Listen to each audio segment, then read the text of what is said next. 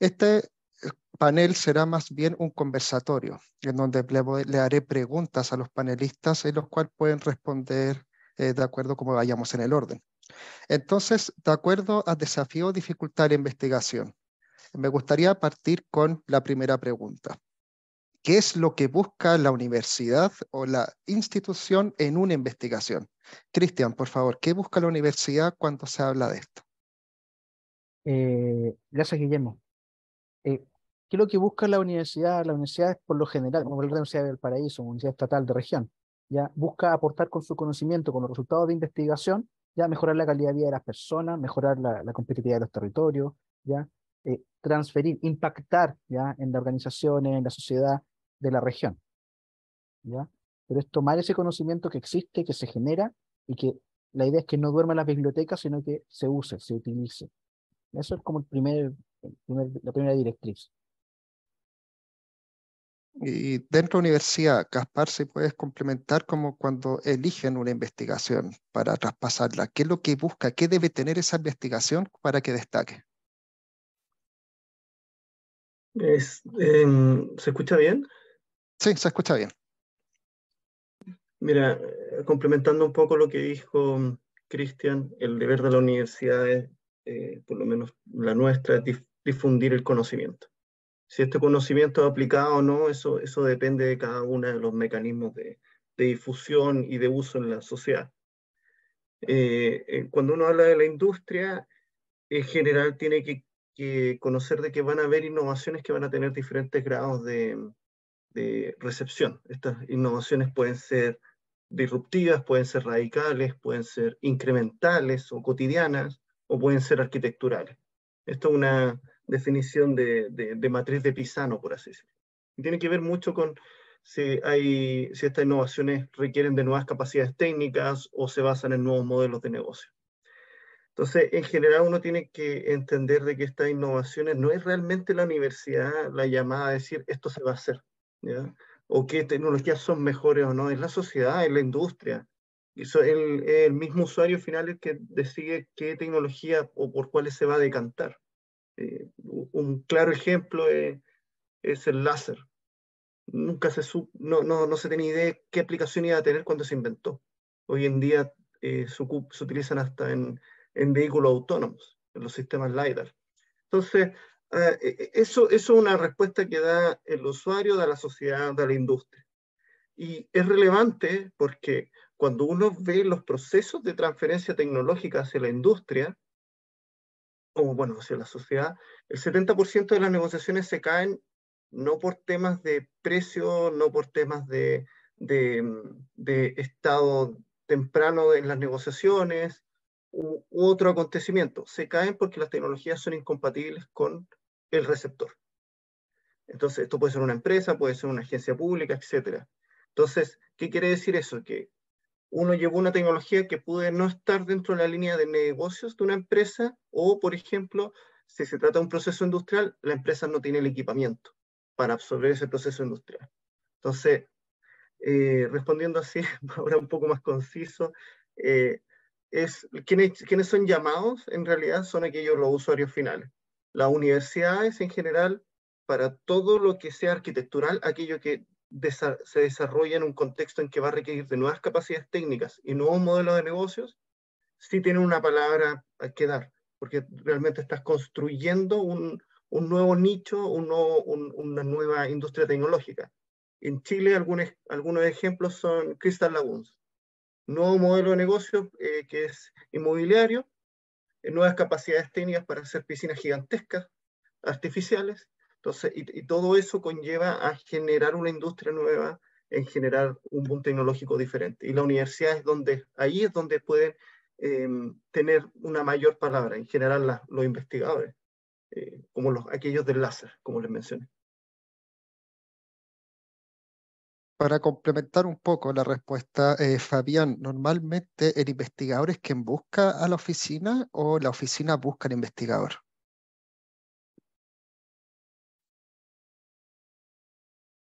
Ahora sí, ¿se escucha? Sí, se escucha bien.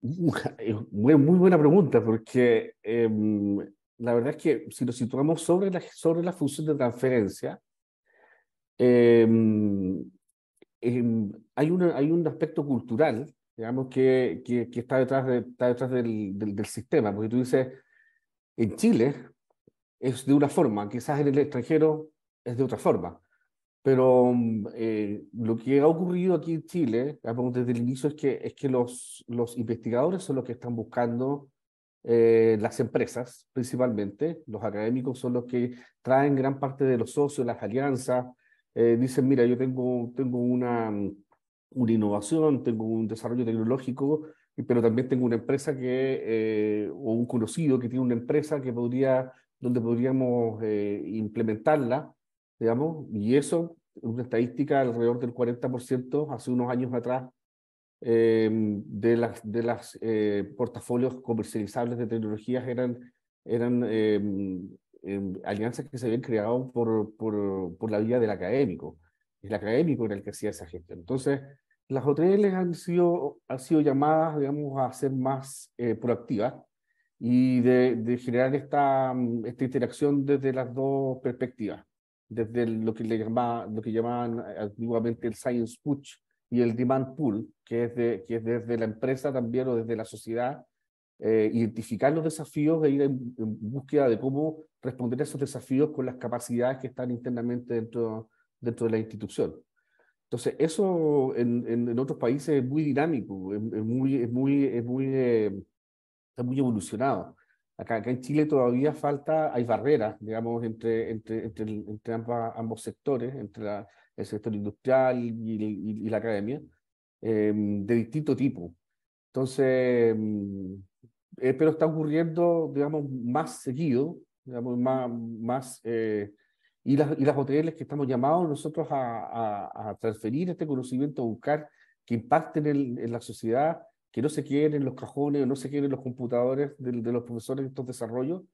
Estamos llamados a evangelizar, a dar a conocer, digamos, cómo se hacen, cómo se abre el camino, cuáles son los pasos adecuados para ir haciendo estas cosas, digamos, de forma correcta y poder tener chances de éxito.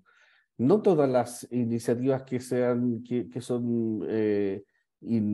innovadoras o que a ojos del investigador son una novedad y que podrían ser un negocio, realmente lo son.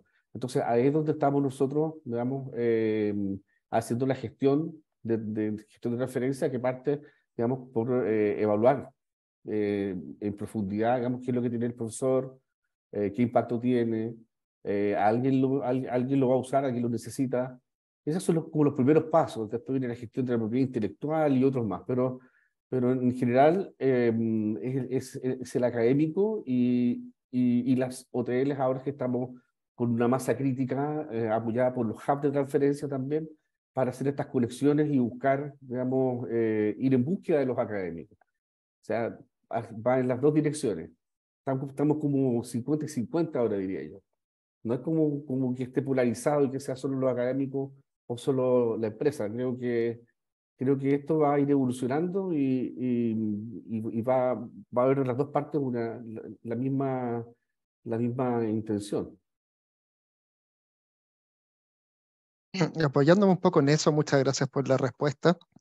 Se habló de los pasos que aconseja la OTL que deberían seguir con respecto a que, por ejemplo, tenemos un grupo de estudiantes que vio que el producto o lo que están investigando es importante. Ya se habló de que perfectamente podría ocurrir de que desde el punto de vista del investigador es muy relevante, pero cuando se hace el estudio no es tanto. Pero veamos, seamos optimistas. Tiene un impacto grande. Voy a dirigir esta pregunta a Gaspar con respecto a cuáles son los pasos que debería seguir desde que ya tenemos la idea, queremos llevar a la industria a nivel de estudiante, a nivel de universidad. ¿Cuáles son los pasos mínimos o los pasos básicos que se debe realizar para poder llegar a esto? Mira, esta pregunta nos pone en aprietos porque la respuesta es desde nuestra oficina súper simple. Los académicos, los investigadores, los estudiantes, todo lo que tiene que ver con materia científica tienen libertad. Entonces ellos pueden decidir sus propios temas, pueden decidir las líneas de investigación y también tienen libertad para poder realizar cómo ejecutarla. ¿ya? Entonces, eso es por un lado una de las aristas. Entonces, nosotros desde la oficina no delineamos nada. Quizás en algunas ocasiones muy específicas mencionamos validaciones técnicas o validaciones de escalamientos muy puntuales que tienen que ver para que pueda ser aceptada una tecnología en la industria o ser adaptada para su uso en usuarios finales. Pero son temas puntuales comparados con todo el esfuerzo que hay detrás. Ahora ya yendo al core de la pregunta, lo primero que hay que entender es que nada se genera por sublimación. O sea, esto no parte en un par de días y generas algo. Estos son años de ciencia básica, después viene años de ciencia aplicada y después ya viene bueno, en Chile lo solemos definir como un periodo de validación y empaquetamiento, y después viene como la transferencia tecnológica a la industria. Y estos no son procesos lineales, los mencionamos de manera lineal, pero son procesos recursivos. O sea, puedes estar en el empaquetamiento y te das cuenta que tienes que retroceder, devolverte al inicio.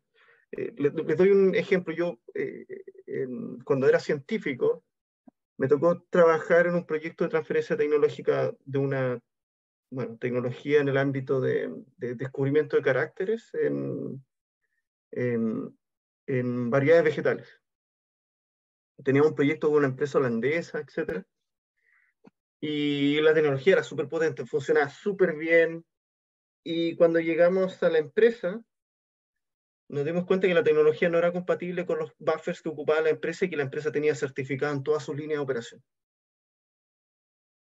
Se cayó el deal, no se pudo continuar porque la decisión de la empresa era la siguiente: adopto la tecnología y pierdo la certificación y tengo que volver a recertificar todos los buffers que ocupo. Suena suena muy rutinario, pero en efecto ocurrió eso. O bien digo que no, la tecnología asombrosa, genial, pero paso, es incompatible con mis procesos actuales, y pasó lo último.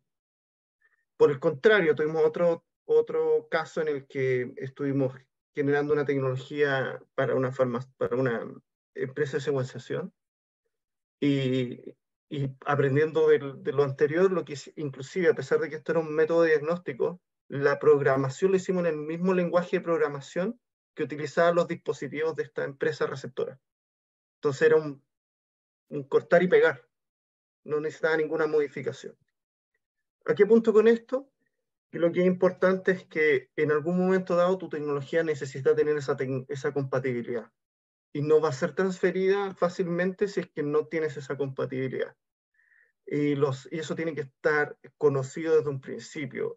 Ya que estamos hablando de biotecnología, un ejemplo muy claro, y yo creo que toda la audiencia lo ha hecho.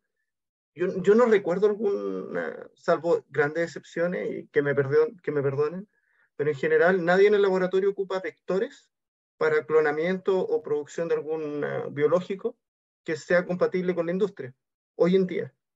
Entonces, usualmente uno ocupa el vector que tenía a mano, el vector que le entregaron de, no sé, Adgene, o se lo cedió un laboratorio amigo, pero no son los vectores que utiliza la industria. Hay vectores licenciados, hay cepa y líneas celulares que son estándares en la industria, y ese tipo de cosas no se hacen. Entonces, en conclusión, lo que se requiere es, para poder lograr una tecnología que pueda ser usada en la industria, es que desde el día 1, particularmente esto va para los científicos más jóvenes, estén pensando de cómo esto tendría que integrarse en la sociedad o en la industria. ¿Qué cosas se requiere? ¿Qué pasos se requieren? ¿Cuál es el estado de validación mínimo que se requiere? Muchas gracias, Gaspar, por la respuesta. Cristian, ¿quieres complementar un poco la respuesta de Gaspar? Pucha, no, es que lo que contaba Gaspar es cosa que pasa cotidianamente, entonces estoy súper de acuerdo. Yo les doy otro ejemplo. Nosotros teníamos un know-how, un secreto industrial que lo licenciamos a una empresa, ya donde una parte de los insumos para que la empresa pudiera seguir haciendo el desarrollo, aplicar la tecnología, había parte también de una provisión de insumos que generaba la universidad. Nosotros mandábamos los primers, y dentro de esta know-how había una molécula muy chiquitita que comprábamos afuera. Y anduvo súper bien el negocio, la empresa empezó a vender, le fue súper bien, y una vez más llegó la pandemia, y la empresa que nos proveía la molécula quebró. Y era una empresa que era una empresa de Inglaterra, y pucha, esa empresa quebró y no había más proveedores. Tratamos de hacerla acá, pero era muy caro, entonces al final ya no era negocio. Por esas pequeñas cositas de tener, por ejemplo, la tecnología era frágil porque había un puro proveedor para tal cosa. También hay que considerarlo en el proceso. Ya, aparte de que todo el sistema esté, como de alguna manera, converse con el requerimiento de la industria, hay que también qué tan frágil es, ¿ya? Porque eso también fue un aprendizaje, ¿ya? Porque la tecnología la licenciamos, empezamos a vender, las cosas iban súper bien, pero estos pequeños detalles hacen que las cosas tengan ritmo en ese proceso. Así que sí, de acuerdo con lo que dice Gaspar, y no, es así nomás. Fabián, ¿algo que quiera complementar a la respuesta antes de seguir a la siguiente pregunta? Mira, algo que pueda agregar, digamos, es que a la base de la gestión de transferencia no solamente tenemos proyectos que son de base científica, ¿ya? También los mismos científicos pueden crear cosas, hacer obras. Y entramos en otra materia, digamos, y otra beta o otra dimensión de la propiedad intelectual, que tiene que ver con varias figuras, distintas figuras, no solamente eh, todo se protege por patentes, porque también ese es es un mito, y de ahí tenemos un panorama mucho más amplio, digamos, que lo que es el método científico. Entonces, la transferencia en general es llevar innovación de base tecnológica, principalmente, que puede ser científica o puede ser no científica, puede ser una acumulación de conocimiento. Y ese conocimiento tácito o empírico, ¿cierto?, que está en aquel profesor, en aquel académico, que también lo tiene el académico científico, ¿cierto? También es una barrera para la transferencia, dado que el lenguaje, digamos, para transferir esa experiencia es complejo. Es difícil transferir digamos, ese conocimiento tácito hacia la industria para, para contribuir, digamos, a una transferencia exitosa. Entonces, mis colegas han dicho toda una parte que yo estoy de acuerdo con eso, pero lo estoy agregando un poco más para que se entienda que no solamente los casos, digamos, tienen que provenir de validaciones técnicas o validaciones científicas. También entran algunos casos a una validación comercial directa. Por ejemplo, cuando hablamos de un software. El software un producto, ¿cierto?, que puede tener o no una base científica. En general no, porque son líneas de código, ¿cierto? Son códigos fuentes que producen una solución, pueden ser, digamos, formar parte de mecanismos, o también pueden ser simuladores, también que son software, y entran directamente a una validación comercial. Entonces la científico-tecnológica queda todavía está un poco más estrecha. Entonces, eso es solamente para dar un ejemplo y complementar todo lo que mis colegas han dicho, que estoy de acuerdo. Muchas gracias por la respuesta, y apoyándolo un poco lo que han dicho, se me adelantaron un poco la pregunta. Vamos a empezar con Fabián con la pregunta: ¿cuáles son estos desafíos y dificultades? Ya hablamos un poco del desafío, pero hablemos más de las dificultades dentro de esta transición. ¿Cuáles son los errores más comunes que han detectado ustedes para lograr esta transición de la industria perdón, de la universidad a la industria? Por parte del investigador, por parte del proyecto, como quiera plantearlo. En general, digamos, con lo primero que te encuentras tú es con las diferencias de enfoque y tiempo, digamos, que son perspectivas y objetivos diferentes que tienen los académicos y que por otro lado tiene la empresa, digamos. Entonces, y los ritmos son distintos, totalmente. Internamente los profesores desarrollan su trabajo en relación a ese mismo enfoque que te mencionaba, que es su carrera académica, que tiene ciclos, digamos, que tienen convenios de desempeño que cumplir, indicadores que mover para la universidad, ¿cierto? Entonces, cuando uno los toma y los lleva hacia el lado de la industria, tiene que haber incentivos. Si no hay incentivo, digamos, es difícil que los investigadores o que los académicos tengan, digamos, disposición, digamos, porque la pregunta es, bueno, ¿y cómo voy yo ahí? ¿Cómo vamos en esto? Entonces, ¿qué es lo que gano yo con esto? Y en los incentivos hay una fisura o una ausencia muy importante en nuestro país, que tiene que ver con que dentro de todas las universidades en general, los indicadores de transferencia no están dentro de los indicadores de productividad académica. O sea, las patentes o las solicitudes de patentes es lo único que podemos escuchar de que probablemente estén, digamos, dentro de la calificación académica para que un académico pueda avanzar en su carrera.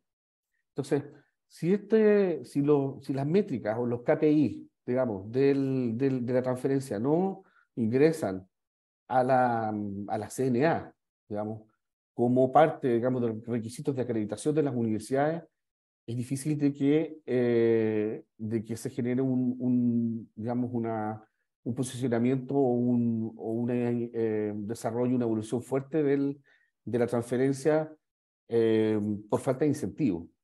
Entonces, ese es uno de los problemas, digamos, más importantes en general. Los otros ya son las barreras de comunicación, ¿cierto? El lenguaje científico versus el lenguaje empresarial o industrial.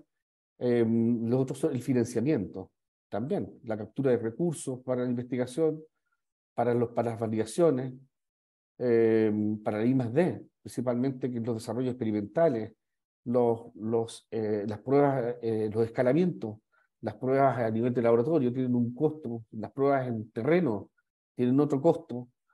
Cuando logras validar la tecnología en terreno, viene el empaquetamiento, ¿cierto? Y entra un equipo comercial a dar su opinión de cómo transformar, y ahí hay que adaptar la ttecnología y tiene que estar el creador o el inventor, tiene que estar detrás participando para ayudar a corregir o a adaptar esa tecnología para que pueda llegar en un formato que el gestor comercial o la industria lo va a consumir. Y hay otro aspecto también que es la gestión de la propiedad intelectual, que es en parte es una barrera, digamos, como de alfabetismo, porque hay mucho desconocimiento con respecto a cómo opera la ley. Entonces, las universidades estamos regulados por el artículo 70 de la Ley de Propiedad Industrial, principalmente, que es la que establece que todas las inversiones que estén desarrolladas por funcionarios de las instituciones la titularidad le pertenece a la universidad. Y eso es una regla, digamos, hay una excepción, obviamente, pero las universidades han adoptado en general como política esa ley, digamos, que viene de una ley norteamericana de los años 80, y fuera de eso, las empresas tienen la ley de la selva, por decirlo así. Están sobre el paraguas de la jungla. Entonces, cuando vienen a negociar con las universidades, quieren todos los derechos. Quieren la propiedad, quieren la titularidad del activo y no ceden. Entonces, nosotros, por lo menos desde mi parte, tratamos de cuidar, digamos, a los investigadores, de que ellos puedan mantener su línea de investigación y que puedan tener una retribución económica también por respeto, digamos, al aporte que hizo intelectualmente. Entonces, esa negociación es compleja por falta de educación en estos temas. Entonces, en el manejo de la ley y de la normativa. Y por último está en la resistencia al cambio. Ese es un factor, digamos, en todos los niveles, en todos los sectores, en todas las industrias, en las empresas, en las casas, en las universidades, en todos lados. Entonces, ante lo que no conoces, ante las nuevas ideas, las nuevas tecnologías, todas esas cosas, hay una resistencia. Entonces, si combinas todos estos factores, esas son como más o menos las dificultades. Y si hay una combinación de estos factores, como digo, se pone difícil. Entonces, complicado. Pero esa es nuestra pega. Muchas gracias por la respuesta. Son varios puntos que se tocaron acá con respecto, ya sea a nivel de universidad, a nivel de investigador, a nivel de estudiantes, a quién pertenece al final lo que se está realizando. Entonces son varias dificultades y quizás errores que incluso puede cometer el investigador, tal mencionada la parte de patentamiento con respecto a la novedad, que son errores que al final impide todo esto. Cristian, si quieres complementar un poco la respuesta de Fabián con respecto a qué otros errores o consideraciones hay que ir tomando con respecto. Bueno, el principal que pasa muy habitual es que es matar la novedad. El académico tiene ganas de publicar, publica, mata la novedad, ya no se puede patentar.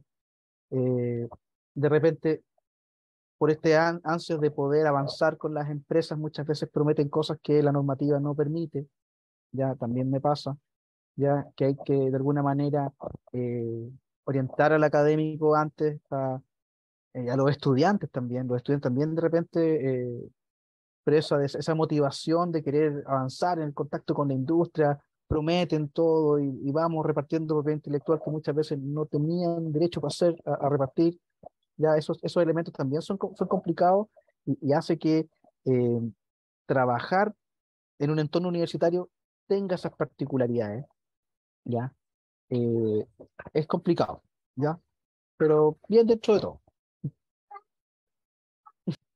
Muchas gracias, Cristian. Gaspar, para complementando un poco la respuesta de ambos investigadores.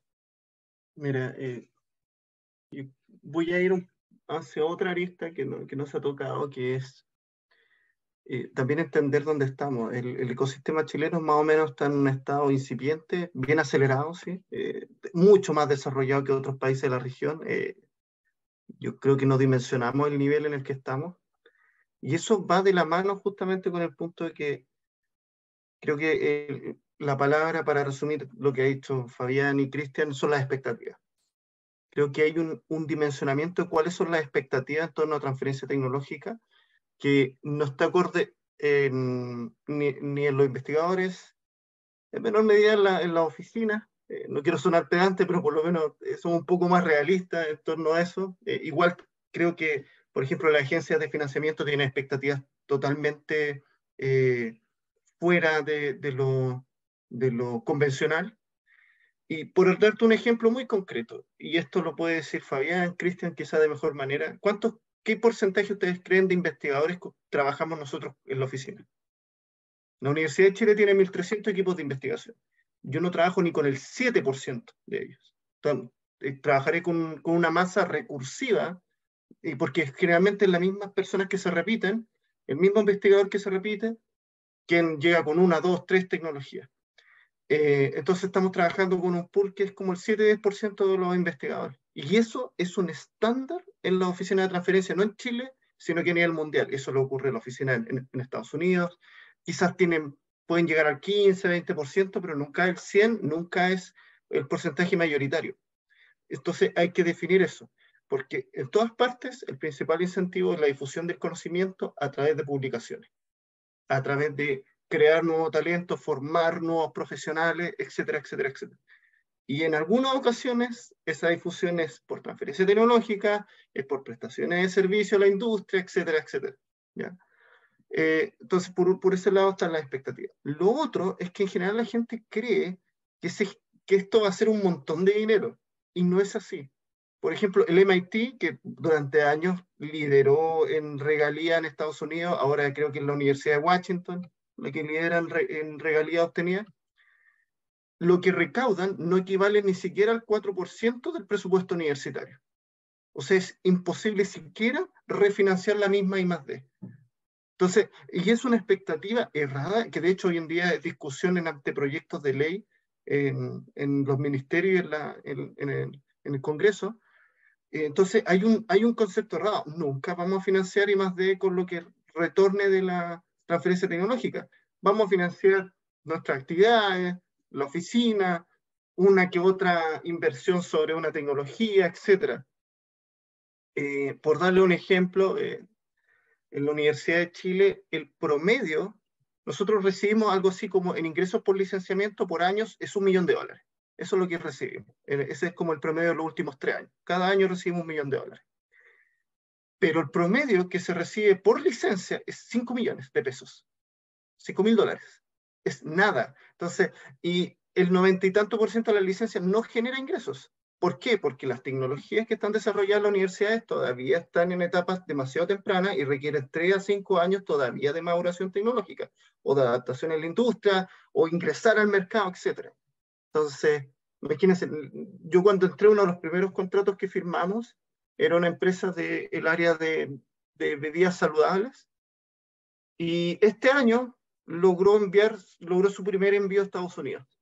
Le tomó 5 años internacionalizarse. Y en ese momento nosotros creíamos que la tecnología estaba lista, era llegar y producir, y no era así, no era así. Entonces está un poco también eso de las expectativas. Y lo otro es que hay que recordar dónde estamos. En la región, la mayoría de las empresas no son innovadoras. ¿Cuál es el principal rubro en Latinoamérica? Empresas de commodities, vale decir minería, forestal, ganadería, silvoagropecuario, etcétera. Lo que está bien, si al final lo que somos buenos también. Y también están las empresas que son importadoras y distribuidoras, particularmente en Chile, ¿ya? Y Chile, de hecho, es un país desindustrializado. ¿Qué quiero decir eso? Que hay menos capacidades para absorber tecnología y menos capacidades para absorber innovación. Entonces, en general, y yo creo que la ha pasado Cristian y a Fabián, los mejores contratos siempre son con empresas extranjeras. Y las empresas chilenas, y acá viene una de los también desafíos que es externo a la universidad. Mira, con todo el respeto, los abogados en Chile son súper buenos, pueden hacer un contrato de joint venture internacional, distribución, comercialización, adquisición, fusión, etc. Pero cuando uno les llega con un contrato de licencia, es algo totalmente nuevo y no lo conocen. Es la minoría de las empresas latinas que conocen qué es lo que es. Y de hecho siempre tratamos de decirlo, oye, es como un contrato de arriendo. Así como tú arrendas la casa, nosotros arrendamos una tecnología. Ah, ok, ya, ahora entiendo esto. Y es súper difícil explicarle que tienen que hacerse cargo de los gastos de la propiedad intelectual, entonces, de patentamiento. Entonces, todo ese tipo de cosas son barreras y son desafíos pequeños que yo creo que hoy en día están un poco más visualizados y las empresas lo están aceptando, por lo menos nosotros no estamos viendo menor problema. Pero se genera algo positivo. A pesar de todo esto, cuando uno negocia con la empresa, ya sea desde spin-offs hasta la misma oficina de transferencia, uno no lo hace con mandos medios o sugerencias o gerencias de la empresa. Estamos hablando que son con los dueños de la empresa, son con los vicepresidentes en el caso de las minerías y todo eso. Entonces son con el top. Entonces permite hacer que sean decisiones estratégicas de empresa la absorción de las tecnologías. Y eso ha conllevado que, por ejemplo, muchos de nuestros licenciamientos, las empresas han dicho, ¿sabes qué? No tengo ni siquiera el giro comercial para poder explotar la tecnología y creo una spin-off corporativa, una filial que absorbe tu tecnología. Bueno, probablemente no solo lo de la universidad, sino que varios. Y lo mismo le va a ocurrir con las spin-off universitarias. Tienen que entender que son proveedores en la industria. Entonces, mucho de su business va a ser, quizás ni siquiera sea venta del producto final al usuario, va a ser un proveedor de servicios. Y eso particularmente sea en las empresas de commodity, en los sectores de commodity.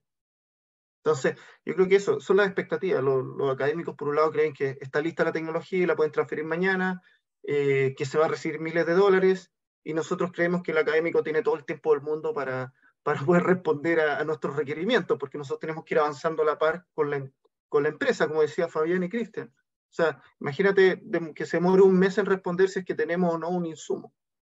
Entonces, esas cosas no pueden ocurrir. Entonces, claro, son otros ritmos, pero son las mismas expectativas. Yo creo que hoy en día, yo creo que no nos damos cuenta de lo bueno que está el ecosistema en Chile, y siempre tratamos de decir, oye, que le falta a las oficinas, que hacen poco. Oigan, si nosotros tomamos, por ejemplo, referencia de los porcentajes de todo lo que ocurre a nivel mundial, en Chile no hay más de 100, 200 patentes en total de todas las universidades por año. Si aplicamos el estándar de transferencia tecnológica, ni siquiera una podría ser comercializada en Chile.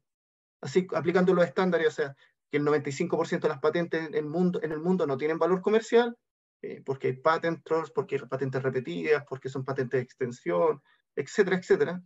un 40% no tiene novedad, entonces no va a poder ser patentable, después el 70% de las negociaciones se caen por ese motivo y te queda que el 35% realmente se comercializan porque logran pasar entre el riesgo tecnológico y el riesgo económico. O sea, una patente a nivel nacional se debería estar licenciando por año. Solo en la Universidad de Chile nosotros hacemos 30 licencias por año. Y si sumamos el ecosistema, estamos hablando de, no sé, serán unas 100 tecnologías transferidas por año. O sea, estamos súper bien. No sé si decir que nos falta mayor comunicación, pero creo que las expectativas son demasiado altas en Chile, como que queremos mañana mismo un Google, y no va a ocurrir. Tiene que tomar años, muchos años. O sea, al MIT le tomó 15 años establecer su hotel. La Universidad de Chile tiene no sé cuántos años tendrá la de la San Sebastián o la de Valparaíso. Nosotros tenemos con suerte 10 años de existencia. 5 años en el caso de la San Sebastián. Entonces no falta y que se madure. O sea, yo creo que ahora estamos viendo como el proceso de inflexión. Muchas gracias, Gaspar. Cristiano había levantado la mano. Cuéntanos. Sí, es que es parte de las estrategias para manejar un poco manejar las expectativas, como decía Gaspar, acercar un poco a que los académicos empiecen a entender el mismo lenguaje que la industria. ¿Ya? Nosotros empezamos a apostar un poco por los servicios más tecnológicos, ¿ya? Pero como universidad pensada de otra manera, ya nuestro negocio era hacer clases, ya no teníamos, por ejemplo, la normativa, los reglamentos, los procedimientos para movernos al ritmo que nos demanda la industria. Entonces tuvimos que generar toda una normativa distinta, una normativa nueva, ya para poder acercarnos a un poco a la velocidad. No te digo que la aprovechamos, pero la primera vez que intentamos prestar servicio, nos demoramos como 5 meses en generar la factura, ¿ya? Actualmente ya me demoro una semana, pero antes me demoraba 5 meses, porque, oye, ¿qué hago con esto y para dónde va? Y organismos del Estado también tenemos nuestros propios ritmos. Entonces tuvimos que generar nuevas formas, aprender a adaptarnos, ¿ya? Aprender a conversar con la industria. Y de esta manera los académicos han podido acercarse más a la realidad de la industria y también a ir viendo sus expectativas y de a poco ir sintonizándose eh, con las expectativas de la industria también. Porque muchas veces nos pasaba que llegaba un industrial y nos decía, oye, quiero llegar de aquí a la luna. Oye, ¿sabéis que si llegamos a La Serena, estamos? ¿Ya? Entonces empezamos a un poco esa sintonía más fina, ¿ya? Y el trabajo conjunto en estas cosas, proyectos más chiquitos, más acotados, ¿ya? Pero más, estos servicios, por ejemplo, más acotados, nos ayuda a que todos empecemos a hablar como en un lenguaje más común, ¿ya? Y eso nos ha ayudado harto, ¿ya? Debo decir que ha sido bien útil para nosotros. Muchas gracias, Cristian. Gaspar. Cristian mencionó un punto súper importante, que eso lleva a otra reflexión, que es, no existe una fórmula para todas las universidades, no existe. O sea, yo te diría que un grave error que cometimos en general en Chile fue creer que podíamos llegar y copiar y pegar lo que se hacía en Estados Unidos, en Europa, y que iba a funcionar mañana. Y cuando de repente empezamos a mirar, oye, ¿sabes que los mejores procedimientos realmente los hacían otras universidades, ya sea en Chile, en Argentina, en Colombia? Anecdóticamente, por ejemplo, nosotros teníamos un mecanismo de procedimiento que era el mismo que hacía la Universidad de California y que fue implementado por una argentina. Entonces, estaba aquí. Entonces, lo que funciona para una universidad no necesariamente funciona para otra. Eso hay que tenerlo claro y es parte de las expectativas. Nosotros, por ejemplo, al contrario de Cristian, nosotros tenemos un montón de vinculación con la industria. Muchos de los laboratorios de certificación, por ejemplo, el laboratorio toxicológico, incluso hasta el servicio médico legal, está en el OIS Chile. Todo lo que tiene que ver con las normas antisísmicas también está en la acreditación en la de Chile, etc. Ya no, ahora está más distribuido. Pero siempre hubo buena vinculación. Pero tuvimos que empezar un proceso contrario al que hacía Cristian. Nosotros teníamos depuradísimo el tema de facturar, hacer...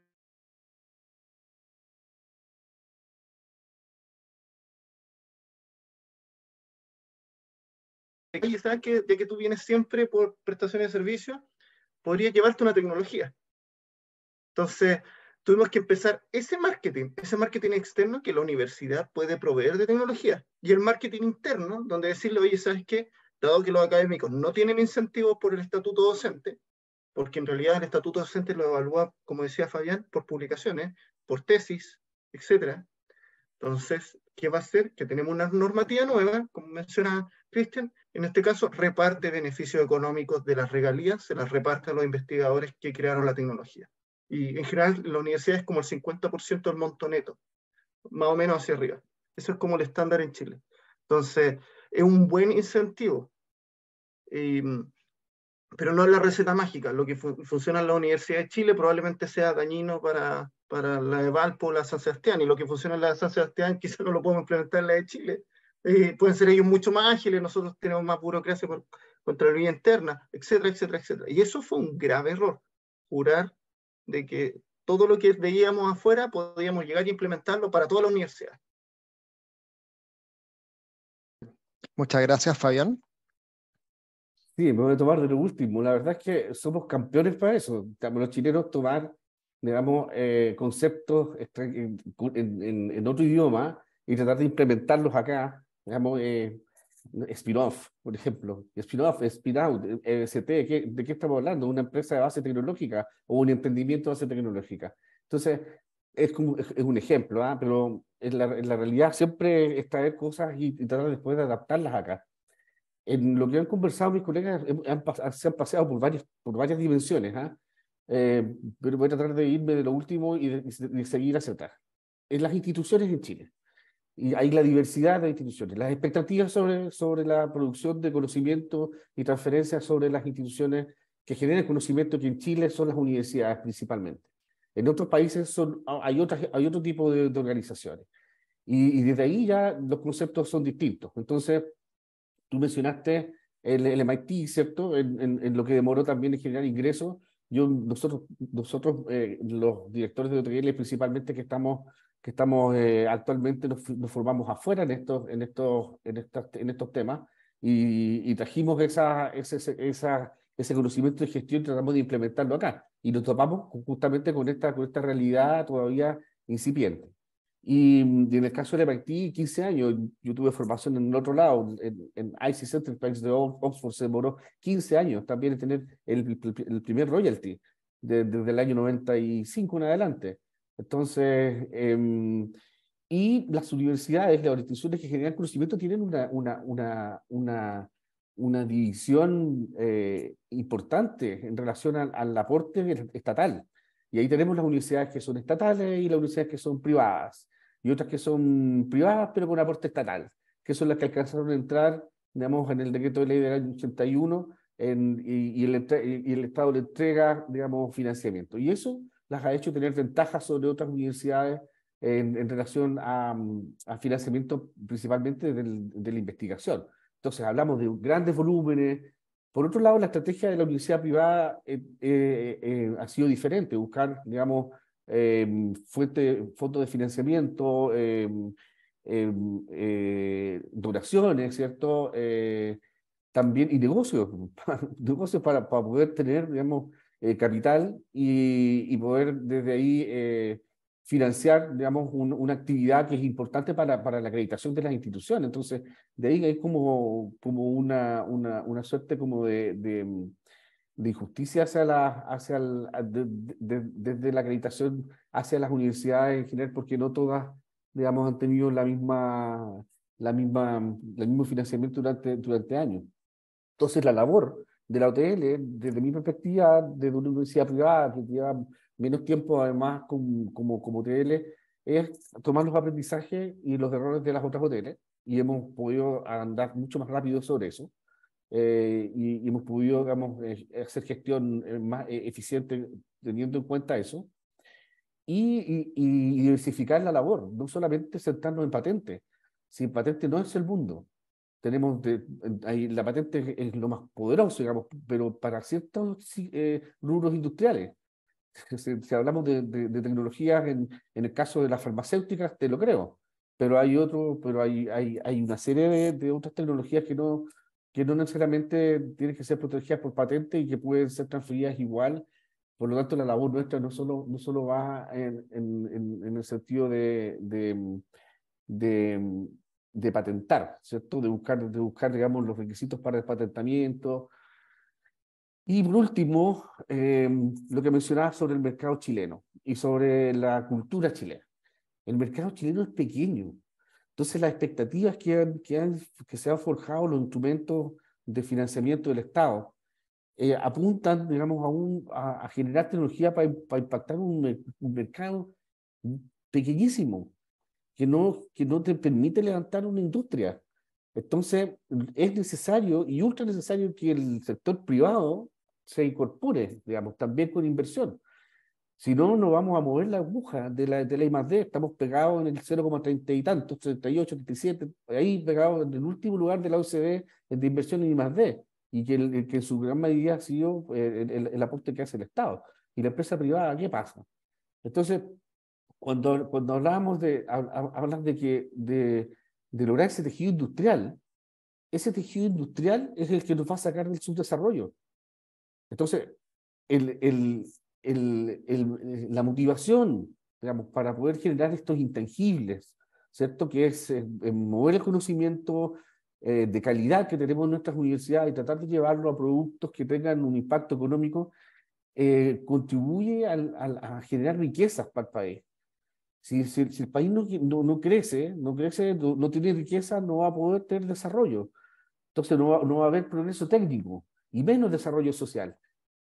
Ahora, esta no es la única forma de encontrar y hacer que Chile sea un país desarrollado, sino que está la distribución de la riqueza, que es otra debilidad y otra brecha que tiene el país, pero nosotros mientras estamos empujando este camino de producir generar intangibles, derechos de propiedad intelectual para generar innovaciones que impacten y que mejoren que se lleve innovación y se mejore el progreso técnico del país, transformemos la mano de obra no calificada en semicalificada por lo menos.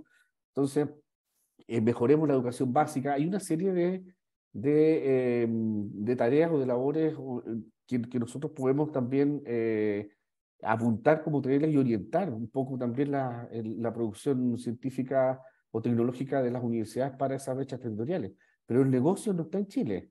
La estrategia es internacionalizar, ir a buscar los mercados, porque la propiedad industrial te lo permite. Esa es una de las ventajas de tener dominio sobre la propiedad industrial. Una patente territorial la podemos vender esos productos protegidos por patente en todo el mundo, donde los podemos proteger y tengamos puntos de venta y empresas que estén dispuestas, digamos, a licenciarnos esa patente. Y así con las otras tecnologías. Chile puede servir como piloto, pero para hacer negocios, y de hecho tampoco nos creemos el cuento. Sí, han habido, digamos, iniciativas y han habido empresas exitosas que lo han logrado porque se han ido a crear la empresa Estados Unidos y después nos vienen a vender acá, digamos, los productos que ellos han desarrollado con un apoyo de capitales extranjeros. Y en Chile no les colocan el capital. ¿Dónde están esos recursos? ¿Dónde está esa riqueza del país? En los commodities. ¿Y en los commodities dónde se van? A lo mejor, Partimos con el salitre. Fabián, El cobre y ahora el litio. Y ahí termino. ¿Vamos a seguir así, explotando recursos naturales? Sí, que estaba pensando que a lo mejor lo que faltan son los incentivos para que compitan las empresas, compitan. No se pongan de acuerdo. Por el que competir. Uf. Fuertes palabras. Yo tengo ahí una opinión muy puntual con respecto a esto. Yo creo que en Chile queremos hacerlo todo, porque no tenemos nada, lo queremos todo. Lo que dijo Carlos Dittborn, somos herederos de eso. ¿Por qué lo digo? Porque vemos que Corfo le pone a todos los sectores económicos, le pone dinero. A todos los desarrollos tecnológicos le pone dinero. No estoy diciendo que esté bien o mal, pero yo no conozco países que hayan surgido queriendo apuntarle a todo al mismo tiempo. Siempre hay por nicho, hay por polos, hay que priorizar. Y lo otro es que los montos estamos al menos un orden de magnitud por debajo de lo que se requiere para crear un sector productivo de innovación. No un ecosistema, porque los ecosistemas no son recursivos. Estamos hablando de un sector productivo que tiene que reinvertir. Entonces, ¿qué ocurre con eso? El último sector productivo que se creó en Chile fue la salmonicultura. Y le pusimos a la fecha de los 80, 90, fue $1 billón. Hoy en día no sé cuánto será eso, unos 5 o 6 billones de dólares. Fácil. Y eso es mucho más que toda la plata que ha puesto Corfo en los últimos 10 años. Entonces, financiamos, por ejemplo, el ITL, el Instituto de Tecnología Limpia, es el primer centro en Chile que tiene el financiamiento adecuado para poder hacer impacto. Pero ¿cuántos de estos centros hay?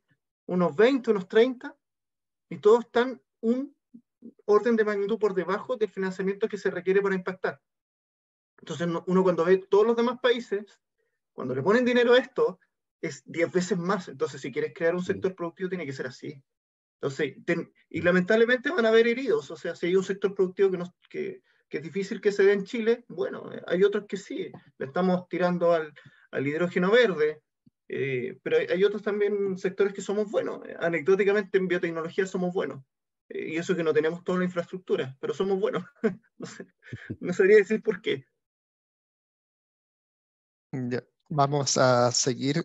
Por mientras, invitamos al público presente que haga sus preguntas para poder responder, para que las puedan responder los panelistas.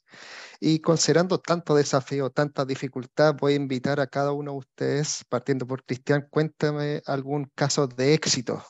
Estimulemos al público presente. Cuénteme un caso de éxito de la universidad. ¿En biotecnología o cualquier...? Cualquiera, el que quiera, el que quiera. Mira, yo no sabría decirte si es un caso de éxito, pero creo que sí fue muy útil. Ya nosotros licenciamos, por ejemplo, del año 2019, licenciamos el software Raveno, que fue la base del EpiVigila, ya para la pandemia. Ya eso nosotros licenciamos el 2019 antes de que estuviera la pandemia. Ya era para ver enfermedades de notificación obligatoria, pero a brotes de rabia, otro tipo de cosas. Y durante la pandemia fue la base del EpiVigila y tuvimos que ahí estar corriendo, la académica a cargo tuvo que hacer muchas cosas, pero nada, salió. ¿Ah? Aprendimos también y fue saliendo. Así que ese fue, podría decirte, un caso, no sé si de éxito, pero creo que sí, fue muy útil ya en su momento. Eso sí. Muchas gracias, Fabián. Mira, casualmente también tenía el ejemplo de un software, pero que es un simulador de tomografía computada. Si ustedes conocen esas donas gigantes cuando les hacen escáner y todo eso, como tomografía, ecografía, esa nosotros lo tenemos como un simulador. Esa máquina cuesta $1.000.000 y no está disponible para entrenamiento. Entonces, se producen errores, digamos, en el uso de la máquina por falta de entrenamiento. Entonces, esa fue una de las razones que condujeron al inventor a crear este software de simulación virtual con 300.000 imágenes originales de radiografías, y se generó con ayuda de expertos en software, obviamente, y nosotros la licenciamos a una empresa española que es experta en videojuegos, pero ellos tienen un punto de venta en Europa, y ya la hemos licenciado a 3 universidades en Chile para entrenamiento de estudiantes de medicina, de radiología o de carreras que sean afín, y también en instituciones privadas. O sea, ese es como ese caso. Y hemos recibido royalties ya de la comercialización, con facturas de exportación. Y abrimos ese camino también de facturar al extranjero, que internamente lo manejamos, pero facturas extranjeras es algo que no desconocemos. Entonces, bueno, nosotros, yo lo presento como un caso de éxito porque tiene varios factores eh, que le dan esa connotación. Muchas gracias, Gaspar. Mira, voy a seguir un poco la línea que dice Cristian y Fabián. Lo primero es que voy a hablar de algunos casos hacia el extranjero, justamente porque el mercado chileno es pequeño, salvo grandes excepciones como minería, puede ser. Y eso tiene que ver con algo que no hemos mencionado hasta ahora, que es que hay que aprovechar que Chile tiene estos convenios, estos tratados de libre comercio. Aunque muchos de ellos no tienen rebaja arancelaria para productos en Chile, sí vienen de la mano con convenios para evitar la doble tributación. Entonces, ¿qué ocurre? Que nosotros, por ejemplo, la recepción de regalías desde el extranjero viene con más de un 50% de descuento en el withholding tax. Entonces, usualmente, para los países de Latinoamérica te recorta el país extranjero un 30%. Ese es el withholding tax. Entonces, si por regalías te tenían que pagar $100, ya van a llegar 70 a Chile. Pero como tenemos estos tratados de libre comercio, más los tratados para evitar la doble tributación, hoy en día pagamos entre 5 a 15% de withholding tax. Es más de la mitad en algunos casos. Entonces, eso es una ventaja súper buena. Y sobre todo ahora que en Chile, que se ratificó el tratado para evitar la doble tributación con Estados Unidos, que es el principal mercado en software. ¿Por qué? Porque al final de cuentas, de todas formas, los servidores son recursivos hacia Estados Unidos, entonces tienen derecho a cobrar parte y el withholding tax de las regalías. Entonces, es una súper buena noticia. Lo menciono porque en general los mejores casos siempre han sido hacia el extranjero. En biotecnología es súper anecdótico. Nosotros hemos tenido muy buenos licenciamientos en áreas que uno no esperaría. Por ejemplo, en dispositivos médicos creamos un dispositivo electroséptico, no sé cómo llamarlo, electroséptica, que es básicamente un chip que es subcutáneo, que detecta niveles hormonales y libera una droga. Y eso fue co-creación chilena. Y eso fue licenciado en una transnacional farmacéutica, pagó un montón de regalías.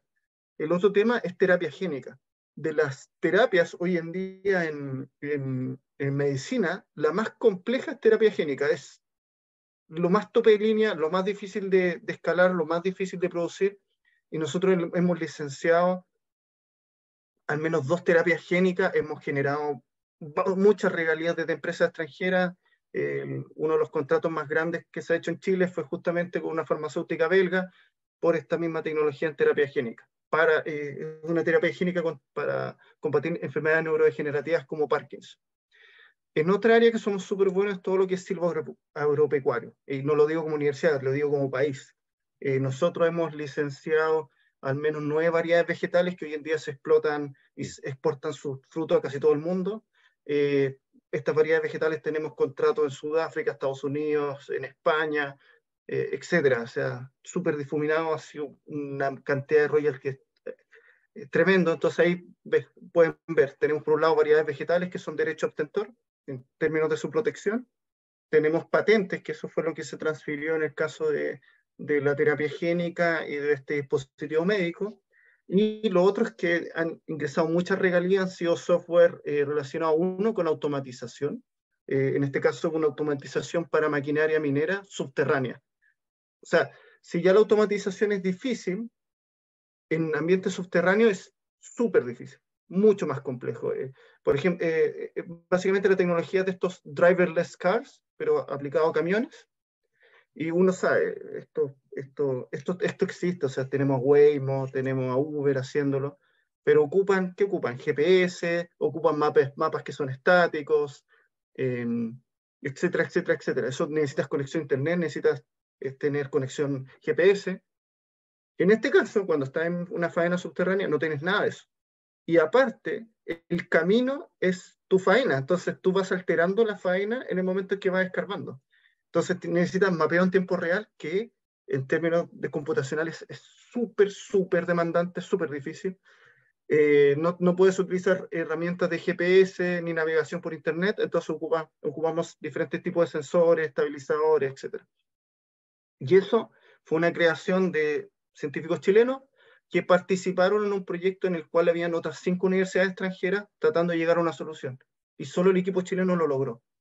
Entonces, realmente hacemos buena ciencia en Chile, eso hay que tenerlo en consideración. Y el último caso, aprovechando un poco, hablando de estudiantes, en este caso eran estudiantes de la universidad que adaptaron, sí, co-desarrollaron un software con la universidad para el análisis de marketing en e-commerce. Y con la pandemia esto fue furor, la compañía fue adquirida, pagó un montón de regalías, ganaron un montón de plata estos chicos, creo que todavía siguen en la empresa porque tienen que cumplir diferentes hitos de la adquisición antes de que puedan salirse, pero esto es un bonito ejemplo. Empresa chilena, escaló mucho durante la pandemia y fue adquirida por una extranjera. Y entonces tienen un éxito a través de estudiantes que crearon la tecnología co-desarrollada con la universidad. Y para finalizar un poco, un caso de éxito que hay que tener en consideración como país, y bueno, sí, Latinoamérica, es que somos buenos en ciencia, y creo que no lo dimensionamos. Por ejemplo, en el número de publicaciones por millón de habitantes, somos top 25 a nivel mundial. El número de citaciones por paper, somos top 20. O al revés, una de las dos, no me acuerdo. Y aparte, somos de los que menos invierten. Entonces, si normalizamos por dólar invertido, somos de los países top 5 en rendimiento científico. Y eso no lo dimensionamos, hacemos súper buena ciencia en Chile. En Latinoamérica también, en general Latinoamérica tiene buena camada de investigadores. Entonces, realmente se requiere este tipo de inversiones de un orden de magnitud mayor. Si queremos crear un sector productivo, tiene que ser un orden mayor de inversión. Y seleccionar algunos sectores críticos. Por ejemplo, somos buenos en software, somos buenos en ciclo agropecuario, somos buenos en terapia avanzada. Creo que por ahí podría hacerse algo. Muchas gracias por la respuesta. Y para finalizar, una pregunta del público presente, cualquiera de ustedes tres puede responder. Una de las preguntas que nos dejaron es si es que ustedes consideran factible compatibilizar hacer investigación con el trabajo clínico de rutina. ¿Han tenido casos de investigadores que al mismo tiempo trabajen en clínica como para poder estimular un poco acá a los estudiantes que puedan participar?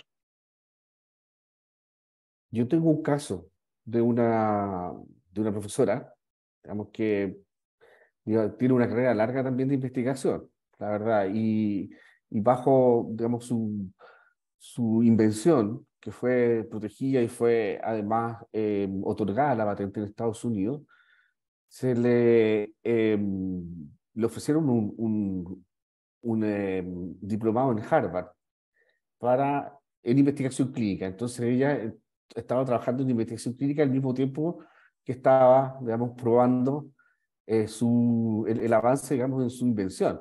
Porque la misma organización que le otorgó, digamos, esta beca para ir a Harvard, está manejando, digamos, esta invención, que es una formulación en base a una molécula que se llama cutinina, que es para el tratamiento del estrés postraumático. Entonces, la alianza es el Hospital de Veteranos de Guerra de Estados Unidos.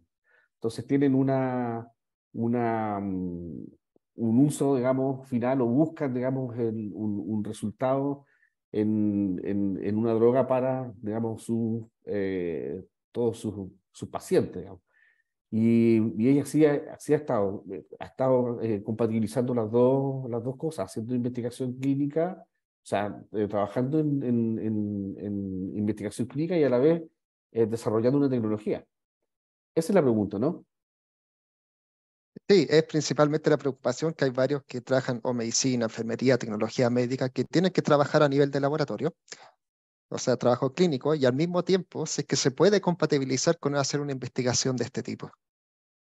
Así que muchas gracias por la respuesta. Gaspar. Guillermo, mira, una cosa que somos súper buenos en Chile, estamos bastante avanzados, el tema del registro de las fichas clínicas. Está súper sistematizado. Lo que no está sistematizado es la interoperabilidad de los sistemas entre, no sé, desde una clínica a otra, o de hospital público a clínica privada. Ahí dejamos mucho que desear. Pero internamente está avanzado. ¿Qué quiero decir con eso? Que el tratamiento de datos es súper importante hoy en día, datos clínicos, etc. Y nosotros, muchos de los casos de investigación clínica que tenemos hoy en día ha sido, por ejemplo, fases de ensayos de drogas, particularmente los multicéntricos, fase 3, o bien el desarrollo de algoritmos de software para diagnóstico, para manejo de datos. Tenemos una app, por ejemplo, para buscar, para mejorar el tiempo de respuesta respecto a encontrar donantes. Se llama Kefuji, participan estudiantes en ella, de hecho un spin-off. Tenemos otro donde se ve para diagnóstico avanzado por inteligencia artificial en enfermedades otológicas. También es un spin-off. Y varios software relacionados. Creo que esa combinación entre data clínica y de capacidad de desarrollo de software en Chile está súper bien. Y lo otro es que Contrario a lo que pasa a nivel comercial, que todo el mundo tiene tus datos, en Chile se tomaron bien en serio el tema de los datos clínicos y la anonimización y codificación de esto. Entonces cumplimos con un montón de estándares. No sé si con todos los estándares que se requieren, por ejemplo, hay unos estándares de uso de datos privados, que es una norma común en Europa. Creo que nos falta ahí un poco de compliance, pero en general, si uno revisa, por ejemplo, un software que desarrollamos con la Federico Santamaría, tenía de inmediato codificado, anonimizado, y,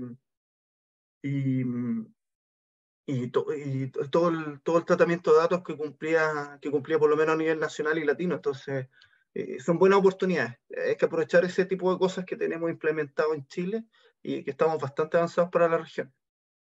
No sé si tanto a la par con Costa Rica, México y Colombia, pero más avanzado de lo que uno usualmente cree. Ya.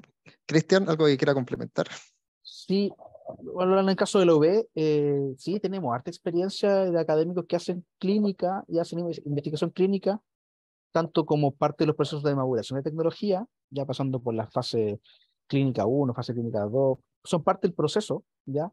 Como también muchas veces son parte de los equipos que desarrollan tecnología de software, levantando requerimientos, adaptando requerimientos, ya nos pasa mucho, por ejemplo, en el SISTAM, que tenemos que es un sistema de atención al adulto mayor, para la atención primaria de salud, parte del equipo, aparte de tener clínicos como del área de la salud, tenemos antropólogos, sociólogos, que nos permiten de alguna manera interpretar los requerimientos, transformarlos, y nos ha permitido generar productos que son súper competitivos. Hace poco ganamos un concurso de la Cámara de Innovación Farmacéutica en la comuna de Maipú, ¿ya? Y competimos con empresas privadas, ¿ya? Y fuimos capaces de adjudicarnos el concurso, prestar el servicio, y ahora, por ejemplo, estamos con esa misma municipalidad entrando a 4 CEFAM, ¿ya?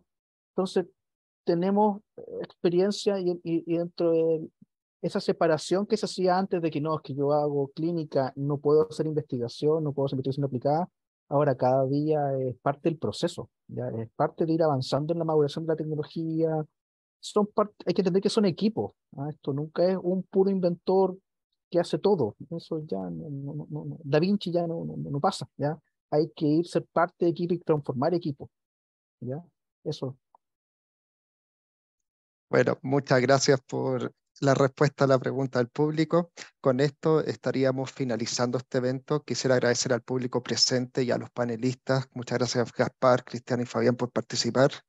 Les comento que habrá nuevos eventos de GBR, Global Tech Revolution, en América del Sur y a nivel global, así que cordialmente invitados, panelistas y público presente.